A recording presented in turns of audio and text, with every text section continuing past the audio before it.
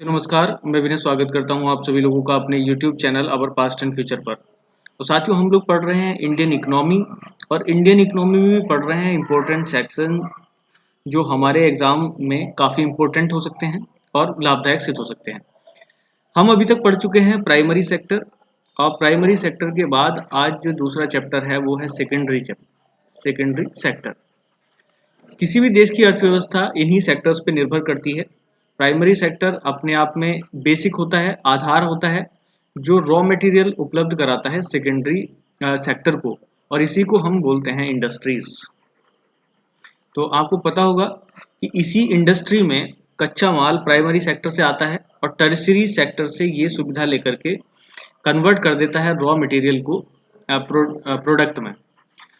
Product क्या होता है या प्रोडक्शन क्या होता है, इस बात पे तो हम कल चर्चा करेंगे, लेकिन आज की जो टॉपिक है उस पर हम चर्चा करेंगे कि क्लासिफिकेशन ऑफ इंडियन इंडस्ट्रीज।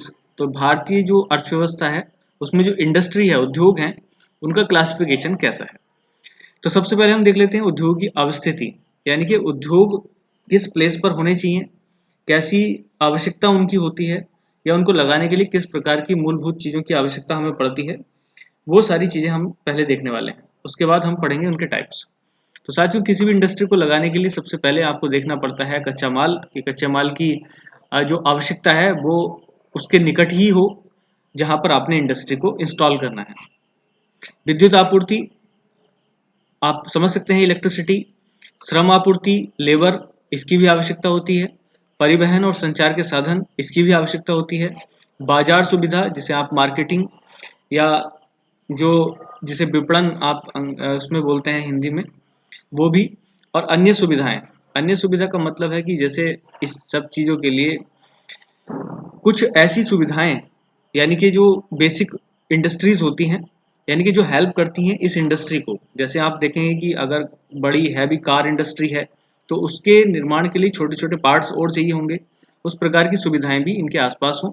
तो ऐसी कई सारी सुविधाओं को देखते हुए एक इंडस्ट्री को इंस्टॉल किया जाता है। और इंडस्ट्री आपको पता ही है हमारे इंडिया में अलग अलग प्रकार के रोल निभा रही है। तो पहले हम क्लासिफिकेशन देखते हैं और उसके बाद हम डिस्कस करेंगे अन्य चीज़ों पर। तो ये है वाइड क्लासिफिकेशन ऑफ इंडस्ट्रीज। वैसे तो आप इसका क्लासिफिकेशन कई तरीके से कर सकते हैं और मैंने ज़्यादा तरीके नहीं लिए हैं क्योंकि इसका कोई औचित्य हमारे यहाँ पे बनता नहीं है। तो जहाँ से आपके सवाल बनते हैं केवल मैं उन्हीं चीज़ों पर बेसिक तौर से चर्चा करूँगा। तो यहाँ पर देख लीजिएगा। तो पहला है on the basis of size. कोई इंडस्ट्री में साइज कितना है, यानी कि उसमें लेबर कितनी लग रही है, उसमें इन्वेस्टमेंट कितना है, ये सब देखते हुए लार्ज स्केल अगर बहुत बड़ी मात्रा में हुआ है, मीडियम स्केल थोड़ा कम मात्रा में हुआ है, और सबसे कम मात्रा में हुआ है तो उसे स्मॉल स्केल इंडस्ट्रीज कहा जाता है। तो इस तरीके से क्लासीफाई किया गया है। On the basis of ownership, अगर हम ओनरशिप के आधार पर देखें तो प्राइवेट सेक्टर के पास है तो वो प्राइवेट इंडस्ट्री होगी। पब्लिक सेक्टर है यानी कि गवर्नमेंट सेक्टर है तो ये गवर्नमेंट सेक्टर।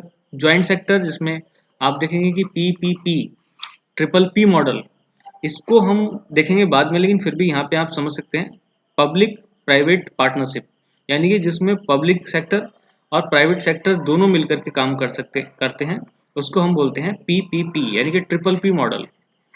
तो आपको ध्यान रखना है कि अभी जितने मॉडल्स चल रहे हैं नए लेटेस्ट, वो ट्रिपल पी मॉडल पे बेस्ड हैं और ये ज्वाइंट सेक्टर इस समय काफ़ी इम्पोर्टेंट रोल प्ले कर रहा है।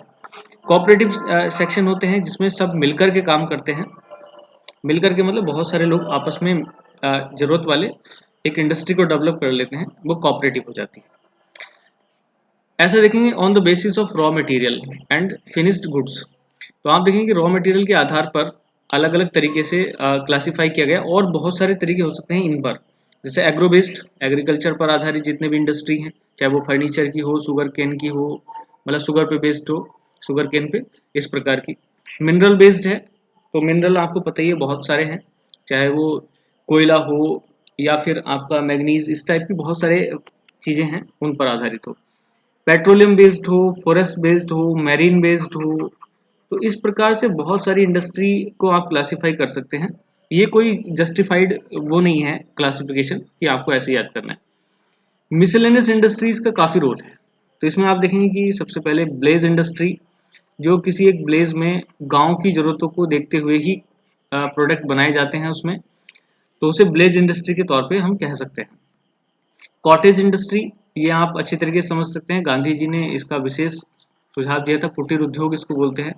एक घर के अंदर ही जो उद्योग लगाए जा सकते हैं, जैसे चरखा वाला हो गया, ठीक है, या फर्नीचर का हो गया, इस प्रकार की बहुत सारी चीजें हमारे आसपास कुटीर उद्योग में आती हैं। कंज्यूमर गुड्स में बहुत सारी चीजें जो कंज्यूमर से जुड़ी हुई हैं, जैसे बेकरीज हो गई, टेक्सटाइल हो गया, या फिर शूज हो गए, इस टाइप की चीजें कंज्यूमर गुड्स में आ जाती हैं।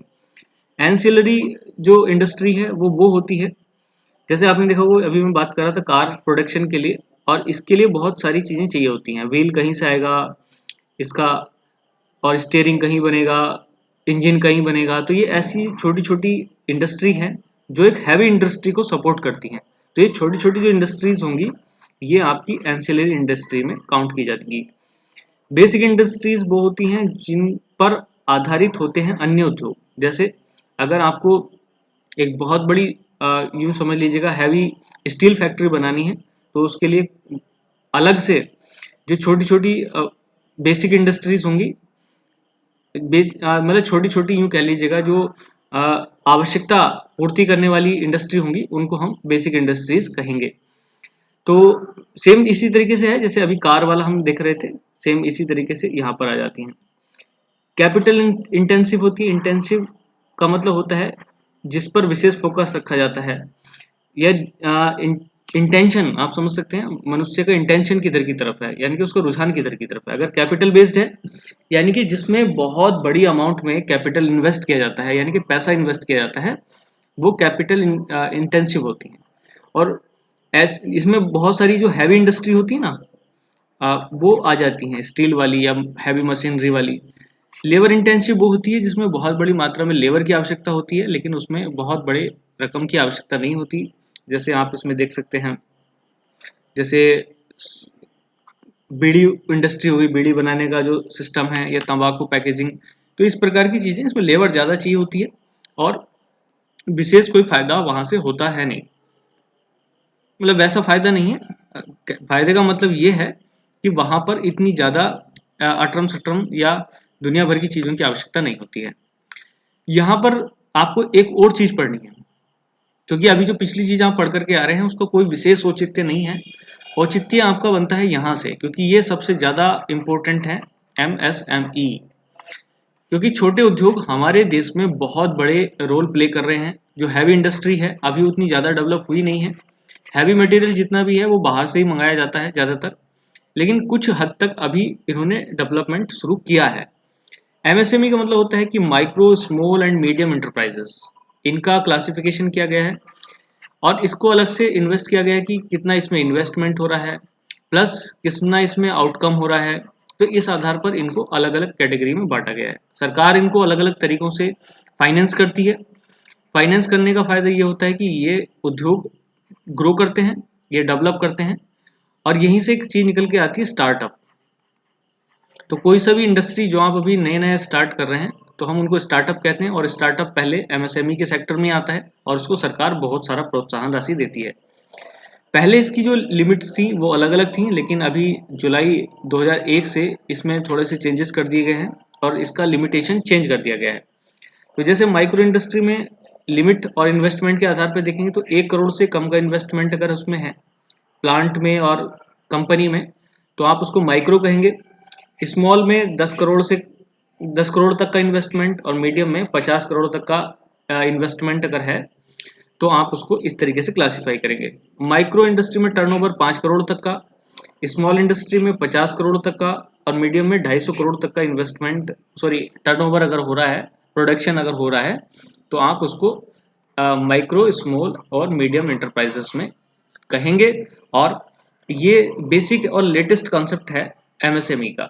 इससे पहले जो क्लासिफिकेशन था वो लिमिट अलग थी, टर्नओवर के आधार पे भी और वैसे इन्वेस्टमेंट के आधार पे भी।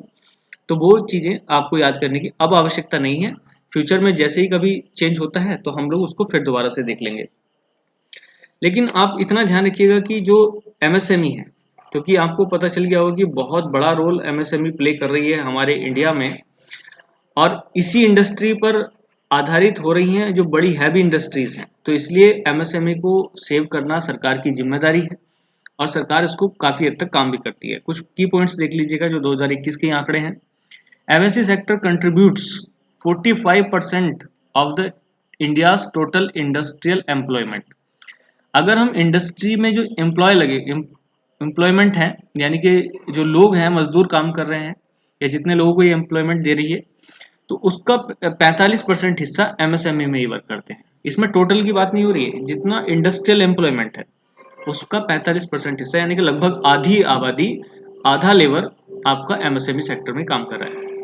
And 50% of the India's total exports, जो भारत का टोटल एक्सपोर्ट है उसका लगभग 50% हिस्सा एक्सपोर्ट में काम आता है एमएसएमई का। तो आप अंदाजा लगा सकते हैं क्यों एमएसएमई इंपॉर्टेंट है। और अभी पीछे काफी चिंता हो गई थी एमएसएमई की, क्योंकि बहुत लिमिट इसकी कम थी।